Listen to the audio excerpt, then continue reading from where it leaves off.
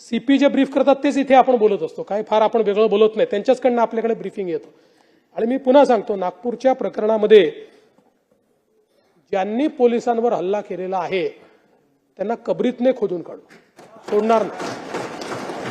बाकी सगळ्या गोष्टी क्षम्य आहेत, पण पोलिसांवर हल्ला हा क्षम्य नाही.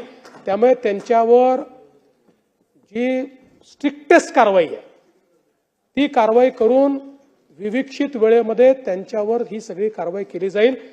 पण आता नागपूर शांत आहे. नागपूर तसं शांततेकरताच प्रसिद्ध आहे. 1992 नंतर नागपुरात ती आणून घेऊ, नंतर मांडा. त्यामुळे 1992 नंतर नागपूरमध्ये कधीही दंगल झालेली नाही.